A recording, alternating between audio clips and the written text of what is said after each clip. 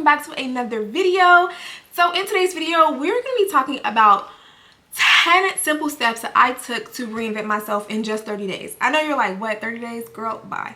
But what if I told you that you truly could reinvent yourself in 30 days with just simple steps? Nothing that's drastic or impossible. No type of impossible drastic changes have to be made. It's just simple steps that will truly transform your mindset, transform your life, transform your outlook, your habits. Like, it can be done. And if you don't believe me, stay tuned in this video, girl, and I will break them down for you. Okay, so let's get into this. Tip number 1. Declutter your space. Okay, I know you're like, what? How does this transform my life? But I promise you it does. For me, I struggled for a long time with anxiety and depression, and I didn't see the correlation between my physical space and my mental space. Like, I didn't understand. And I realized that every time my space was clear and clean, like, I could think so much better. I didn't feel as much anxiety. A lot of these things, my mental clarity, I had mental clarity that I didn't have before. And as I got older, I realized, like, wait a minute, there is this correlation there that I have to understand. And once I started to change my environment and change my space, I realized that I was starting to think clearer on a regular basis. And I'm like, wait a minute, a clean, organized space has a direct impact on my mental clarity. Like, even the small things like making up my bed in the morning made me feel better. Having a clean room, you know, like, I have kids, so, and they get messy.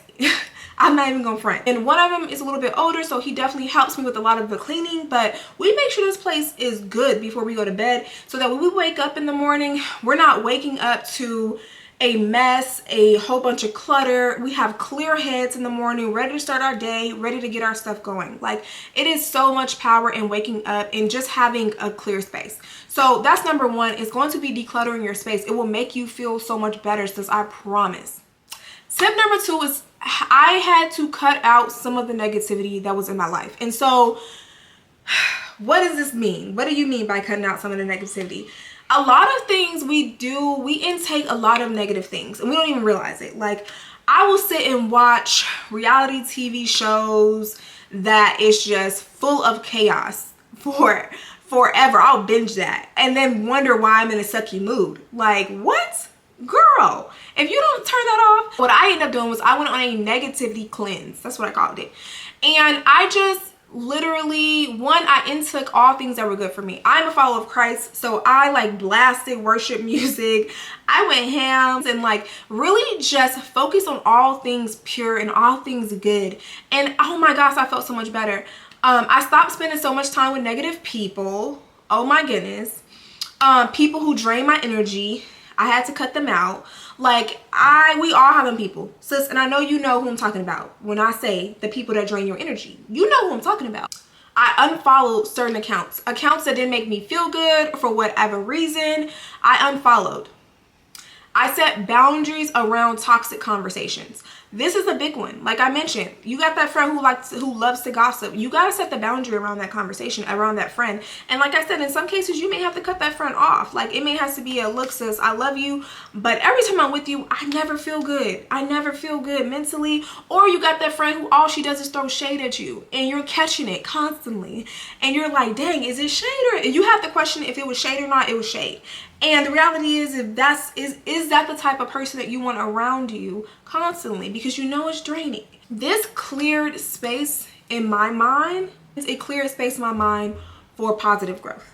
And I promise you, if you take that cleanse, whatever it is, I don't know what influences you the most. It could be music, it could be TV, it could be the people you're around, whatever it may be, but wherever this negative impact comes from, I want you to take a break from it, if not completely cut it out. Tip number 3. Tip number 3 is establish a morning routine. This right here changed my freaking life, okay? And I established this routine in 30 days. I'm telling you, you don't need, what does it say? I think it says something like 26 days to change a habit or something like that. I'm telling you, 30 days is all you need to add a routine into your life. I started to go to the gym in the morning, and honey, I wake up, I do my devotion, I go to the gym. That is my morning routine, and it has truly changed my life. Not only have I lost a whole bunch of weight, but I feel good about myself. I feel healthy. I feel strong. I feel like I'm starting my day on the right foot, because I get to spend time with God in the morning. I get to go to the gym. Whatever your morning routine is going to look like, whether it's waking up and you're journaling, whether it's waking up and whatever it looks like, establish a morning routine. Establish a morning routine. This will truly change your life in 30 days. Tip number 4 is challenge your comfort zone. This is a big one, because in order for me to be the person that I am today, even get on camera like this, like I could not have done this before this transformation, I promise you, because I am such a introvert. I am a huge introvert, and on top of being an introvert, I've always had like this weird fear of being seen. And I never really knew that it was a fear of being seen. I just knew like I would over critique myself. I would make content and delete it. I would do all these things of like, because I also am semi a perfectionist as well, but a lot of that perfectionism comes from a little bit of my fear of being seen. And so just the fact that I challenge my comfort zone, me making these videos is a version of that. And I feel like me challenging my comfort zone allowed me to be the best version of myself, because I was able to see like outside of my comfort zone, you got this. You can actually do this. I committed to doing one thing every week that scared me. Whether that was public speaking, getting in front of camera and speaking, going and saying hi to new people, because that's also not my thing. I'm an introvert, like I said. I typically wait for people to come say hi to me, and it's not because I'm not friendly. It's just not my thing. But I challenge myself to go up to people, make connections, network. I challenge you to get outside your comfort zones. These were not huge, risky things though. I want you, and this is why it can be done in 30 days. I'm not telling you to do something crazy, impossible or unimaginable. Like, do something that challenges you to get outside your comfort zone. Like I mentioned, it can be a small thing. Every time I did it, I felt a little bit more confident and a little bit less stuck, right? And this is the reason why I can confidently come on here and make these videos now. I can confidently stand in front of a crowd. I can confidently walk up to a group of girls and go, hey girl, right? Like, this is the reason why, is because I slowly did it day by day and was like, hey, this week I'm gonna do this. You do that enough and you realize like, it's not as bad as I thought it was. Okay, tip number 5. It is going to be prioritize your physical health. So I know I mentioned like creating a morning routine, but this morning routine doesn't necessarily have to coincide with physical health. It can be whatever you want it to be, right? But I think it's so important that you prioritize your physical health. I focused on 1 or 2 healthy changes that were easy for me to keep up with. And one of them for me was going to the gym. One of them for me was to cut out sugars. Like, these are things that I focused on during my time, and drinking more water. I definitely spent time drinking a lot more water than I was used to drinking. Right? Taking care of your body make a huge difference in your mood. It'll make a huge difference in your appearance. It is just so powerful.